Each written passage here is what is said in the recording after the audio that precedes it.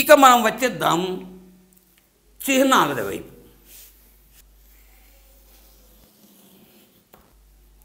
దీనిపైన నిలువు రేఖను చూద్దాం. ఎన్ని గ్రహాల గురించి చెప్పినా ఏదో కొంత చెప్పగలుగుతాం, కానీ ఎంతటి గొప్ప పండితుడైనా, ఎంతటి సాముద్రిక శాస్త్రజ్ఞుడైనా ఈ పర్వతం దగ్గరికి వచ్చినాక కొన్ని భ్రమలకు లోనవుతాడు. ఏమిటి ఇక్కడ ఏం ఫలితం చెప్పాలి అన్నటువంటి ఇబ్బందులు ఎదుర్కొంటాడు. ఎందుకంటే నిలువు రేఖలు, అడ్డు రేఖలు, పాయరేఖలు, గజిబిజి రేఖలు, మధ్యన ఈ గజిబిజి రేఖలలో, ఖండన రేఖలలో, ఖండిత రేఖలను, ఇవి చతురంగ పాళీలు కావు కదా. ఖండించిన పైన రేఖ ఖండన, కింద ఖండన రేఖన, నిలువైన ఖండిత రేఖ, నిలువైనటువంటి మరొక ఖండిత రేఖ, దాని మధ్య భాగం చతుర్భుజం కాదు కదా. ఏది వజ్రకవచంగా పనిచేస్తుందా? ఏదో ఒకటి అడ్డంగా చేసేసి ఒక ఖండన రేఖ ఉంటే ఇది త్రిభుజం కాదు కదా అని రకరకాల సందేహాలకు, రకరకాల భ్రమలకు తావిస్తుంది. అట్ట కాకుండా రేఖ ఎక్కడి నుంచి పుట్టింది, ఎక్కడ పరిసమాప్తం అవుతుంది, దేన్నైనా ఖండిస్తుందా, దేనితోనైనా ఇబ్బంది పడుతుందా, ఇది వల కాదు కదా. వల అనగానే మీరు జ్ఞాపకం పెట్టుకోండి, నిలువైన 3 రేఖలు, అడ్డమైన 3 రేఖలు. మరి 5-6 రేఖలు నిలువి, 5-6 నిలువు రేఖలు, అడ్డు రేఖలు కనిపించినాయి అనుకోండి, అది మీకు వల కావటానికి వీలు లేదు.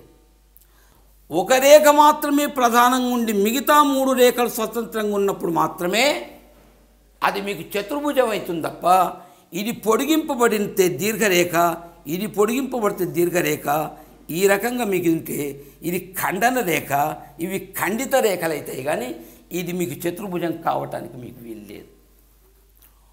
ఒక నిలువైన రేఖకు ఒక పాయరేఖ దొరికింది, దాటిని మరొక అడ్డు రేఖ ఖండించింది.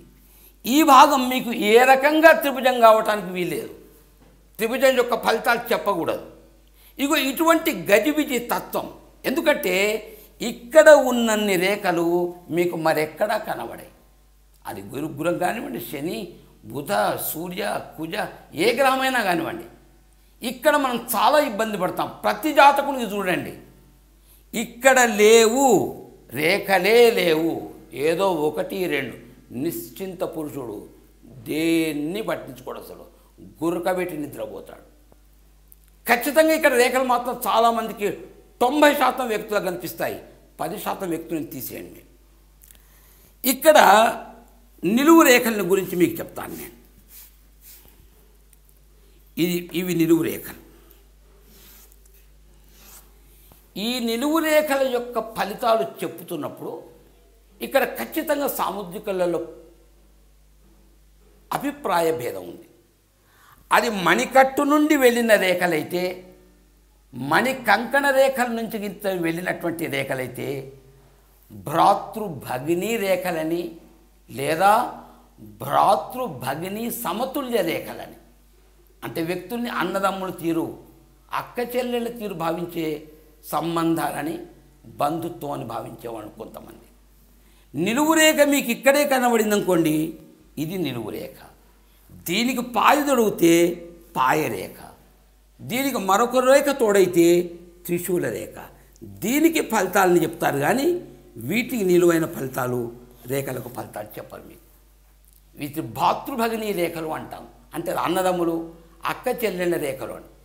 దీన్ని గుణించి, వీటిని గణించి మీకు ఇంతమంది అన్నదమ్ములు, ఇంతమంది సోదరిమణులని లెక్కలు చెప్తారు. ఈ రేఖలు కూడా ఖండింపబడి ఉన్నాయి అనుకోండి, ఇంతమంది సోదరులు పరమపదించిండ్రు, ఇప్పుడు లేరు, మిగిలిన వ్యక్తులు ఇంతమంది, ఇట్లా లెక్కలు చెప్పేవాళ్ళు కూడా ఉన్నారు. భిన్నించటం వేరు. ఎప్పుడైనా జాతకం చెప్తున్నప్పుడు ఒక 75-80% మనం సరిగా చెప్పగలిగినామంటే పక్వత ఉన్న వ్యక్తిగా, అనుభవం ఉన్న వ్యక్తిగా భావించాలి. ఒక 20% మాత్రం ఈశ్వరేచ్ఛా బలియసి, వాని నిర్ణయానికి విడిచిపెట్టాల్సిందే. 100% చెప్పటం కేవలం దైవ సంపన్నులకు, ద్రష్టలకు, మహోపాసకులకు, మహాదిగ్గజాలకు, మహాపండితులకు, సముద్రాన్ని లోతైన ప్రాంతాన్ని ఎరిగినటువంటి వ్యక్తులకు మాత్రమే సాధ్యం, కానీ సమస్తులకు సులభ సాధ్యమైంది కాదు. అసాధ్యము అనలేకున్నా అత్యంత కష్టసాధ్యమైనటువంటి కార్యంగా మనం భావించాలి. ఏదైనా బహుజన సమ్మతంగా శుక్రస్థానం లోపట ఎక్కడ నిలువైన రేఖలు మీకు కనబడినా, ఎక్కడ ఊర్ధ్వరేఖలు కనబడినా, ఇగో ఇక్కడ చెప్పినటువంటి మీకు ప్రతి కారకం వర్ధిల్లబడుతుంది. దీనికి ఏదైనా ఒక పాయ తొడిగింది అనుకోండి, లేదా మరొక పాయ తొడిగి త్రిశూలంగా మారింది అనుకోండి, ఇది దాని యొక్క విస్తృతిని చెప్తుంది. అంటే ఈ కారకాలు వర్తింపబడుతున్నా ఏదో ఒక కారకం చాలా సంపన్నంగా ఉంటుంది. అది శృంగారమే కావచ్చు, దాన ధర్మమే కావచ్చు, ప్రేమభావమే కావచ్చు, వస్తువాహన సౌఖ్యమే కావచ్చు, రాజముద్రాధికారమే కావచ్చు, ఏవైనా కావచ్చు. కొద్దిగా ఇతోధికమైనటువంటి సత్ఫలితాన్ని మీకు ఇస్తుంది. ఎప్పుడు? త్రిశూల రేఖ ఉన్నప్పుడు, పాయ రేఖ ఉన్నప్పుడు. మీకు చెప్పాను, పాయ తొడిగింది అంటే అభివృద్ధి జరుగుతున్నట్లు లెక్క. దీర్ఘంగా రేఖ పోతున్నదంటే అది అభివృద్ధి మాత్రమే, అది విశిష్టమైన అభివృద్ధి కింద తీసుకోవటానికి వీల్లేదు.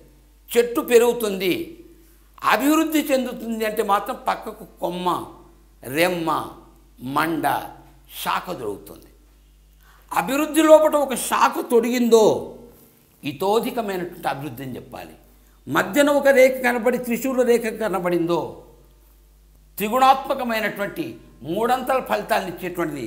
అంటే క్యూబ్ అంటాం మనం, అట్ ద పవర్ ఆఫ్ 3. ఎంత ఫలితాన్ని ఇస్తుందో ఆ కారకానికి అంత ఫలితాన్ని వర్తింపజేస్తుంది. సరే, ఇవే పాయరేఖలు అతిగా మారినాయి అనుకోండి, మీకు దీన్ని మీరు కంటక రేఖలు అంటాం, గోపుచ్చ రేఖలు అంటాం తప్ప పాయరేఖలను, అభివృద్ధి రేఖలను, ఇతోధిక అభివృద్ధి ఫలితాలు మనం చెప్పకూడదు. ఇవి కంటకాలు కాబట్టి కంటక తుల్యమైనవి, కష్టాల్ని కలిగించేటివే, ఇబ్బంది పెట్టేటివే, అతి సర్వత్ర వరదే. కాబట్టి చాలా పాయలు తొడగటం అవి అధో సంబంధమైనది కానివ్వండి, ఊర్ధ్వ సంబంధం. ఊర్ధ్వరేఖలు అంటే ఈ వేళ్ల వైపు వెళ్ళేటి, అధోరేఖలు అంటే కంకణ రేఖల వైపు వెళ్ళేటి. అధోరేఖలలో మీకు పాయే తొడిగింది, ఇది ఊర్ధ్వరేఖ అధోరేఖ అని చూడకండి. అడుగు భాగం మందంగా ఉండి పోను పోను రేఖ సన్నగా కనిపిస్తే అది ఊర్ధ్వరేఖ. పైననే మీకు మందగా కనబడి రాను రాను కిందికి దిగుతున్నప్పుడు సన్నగా కనిపిస్తే అధోరేఖగా భావించాలి. ఆ అధోరేఖకు ఈ పాయ తొడిగినా, అది మీకు త్రిశూలంగా మారినా, మరే రేఖగా మారినా అది మీకు హాని చేస్తుంది. శృంగారం స్థానంలో కామం చోటు చేసుకుంటుంది, భోగభాగ్యాల చోట కష్టాలు అనిపిస్తారు, వ్యక్తులకు విలువలు తగ్గుతుంటాయి, ఎవరికి ఏమీ చేయలేడు, అన్ని ఉండి కూడా చేయలేని పరిస్థితులు ఇటువంటి వ్యక్తులకు మనకు కనిపిస్తూ ఉంటాయి. Okay sir, right. ఇకపోతే ఎడమ వైపు నుండి, అంటే చంద్రస్థానం వైపు నుండి అవే అడ్డు రేఖలుగా దూరం దూరం కొద్ది ఇట్లా మీకు రేఖలు కనబడినాయి అనుకోండి, అది వేలు వైపు వెళ్తుంది మీకు.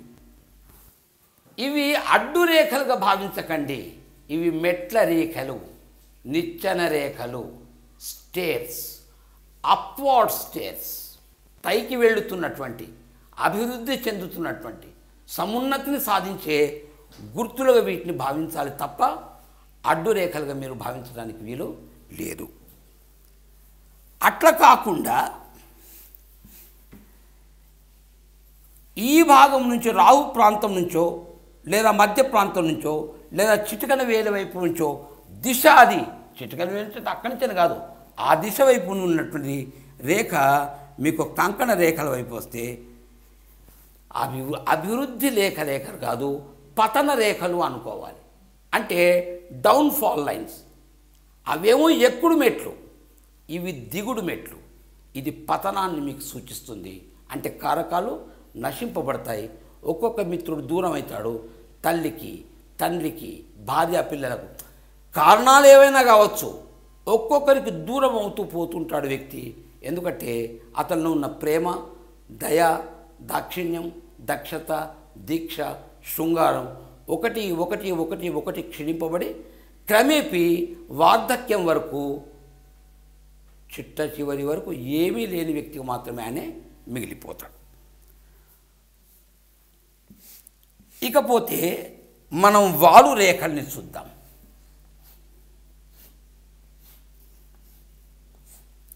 వర్షపు బిందువులు పడ్డట్టు స్ట్రైట్గా పడకుండా, సూటిగా పడకుండా కొంత గాలి ఒత్తిడికో కారణాలు ఏవైనా కావచ్చు, సైంటిఫిక్గా, భౌగోళికంగా, కానీ కొద్దిగా వాలుగా పడుతుంటాయి. ఈ వాలు రేఖలు పెద్ద నష్టాల్ని చేయవు, కానీ నష్టాన్ని చేస్తాయి. చాలా పెద్ద నష్టాలని మాత్రం చేయడానికి వీలు లేదు, కానీ ఖచ్చితంగా నష్టాలే. అంటే తాత్కాలికంగా స్వార్థం ఉదయించడం, చేయాల్సిన సహాయం చేయకపోవటం. డబ్బంటూ ఉంది, తల్లి జీవిస్తుందా జీవించదా, తండ్రి జీవిస్తాడా జీవించాడా, ఈ డబ్బు వ్యర్థం అవుతుందా, డాక్టర్లు ఏమో హోప్లెస్ అని అన్నారు, ఇక్కడ ఏదో స్వార్థం ఉదయించటం, ఎవరో బోధించటం, ఎవరో ఏదో అనటం. కారణాలు ఇది అది అని చెప్పడానికి కాదు, ఒకటి రెండు మాటలు చెప్తున్నానంతే, ఉదాహరణలు చెప్తున్నానే కానీ ఒక్కొక్క వ్యక్తికి దేశ, కాల, కుటుంబ పరిస్థితులను అనుసరించి వాళ్ళ కారణాలు వేరే ఉంటాయి.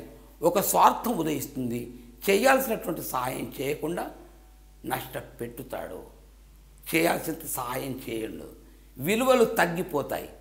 ఇది కేవలం జననీ జనకుల వరకే అనుకోకండి, అన్నదమ్ముల విషయం కూడా, అక్క చెల్లెల విషయంలో, కొంతకాలం పోయిందో భార్య విషయంలో కూడా. అంటే ఏదో ఒక స్వార్థం చోటు చేసుకోండి.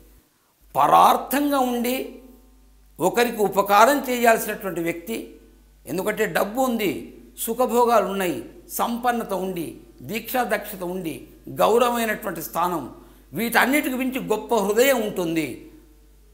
అవన్నీ కూడా ఒక్కొక్కటి తమ యొక్క కారకాల్ని కోల్పోయి స్వార్థం ఆ చోట్లోపట జనించి వ్యక్తి నుంచి వ్యక్తి దూరం చేసేటువంటి గుణం ఆ వ్యక్తులలో మీకు కనిపిస్తూ ఉంటాయి. అడ్డురేఖలు. ఇందులో అడ్డురేఖలు అంటే ఈ వైపు వెళ్ళేటి, చంద్రస్థానం వైపు వెళ్ళేటి ఇట్లా కనిపిస్తాయి పెద్దగా. ఇవి నిచ్చెన రేఖలు అని మాత్రం మీరు అనుకోవటానికి వీల్లేదు.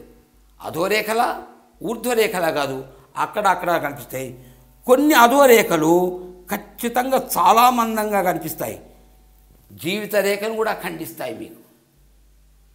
అంటే ఇది బంధుమిత్రులకు కారణం, జననీ జనకులకు, భ్రాతృభగినీలకు, భార్యకు, పిల్లలకు, పదవి బాధ్యతలకు అన్నిటికీ వర్తించేది. కాబట్టి తననా వ్యక్తులతోని, తన కుటుంబ సభ్యులతోని, తన బంధుమిత్రులతోని ఎదుర్కొనే ఇబ్బందుల్ని మీకు చెప్తుంటాయి. మీకు ఇది అనుకోండి,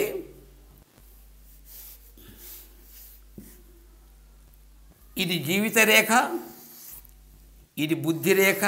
రేఖల గురించి చదువుతున్నప్పుడు క్షుణ్ణంగా చదువుకోవచ్చు. ఇది మీకు భాగ్యరేఖ, ఇది మీకు సూర్యరేఖ, ఇది మీకు బుధరేఖ, ఇది భార్య పిల్లల రేఖ.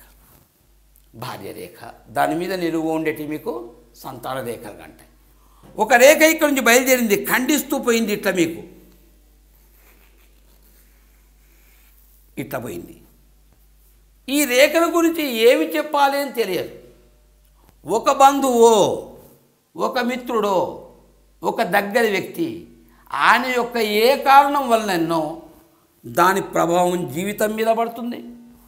ఇది ఆర్థిక రేఖ కాబట్టి దాన్ని కూడా ఖండించింది, కాబట్టి దాని ప్రభావం డబ్బు మీద ఉంటుంది. ఇది సూర్యరేఖను కూడా ఖండిస్తున్నది కాబట్టి కీర్తి ప్రతిష్టలకు కూడా భంగం వాటిల్లుతుంది.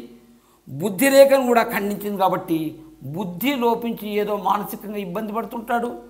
హృదయ రేఖను కూడా ఖండించింది కాబట్టి ఆర్థికంగా కూడా చాలా బాధలు ఎదుర్కొంటాడు. అంటే రేఖ ఒకటైనా ఇన్ని తీవ్ర నష్టాలు చేసింది.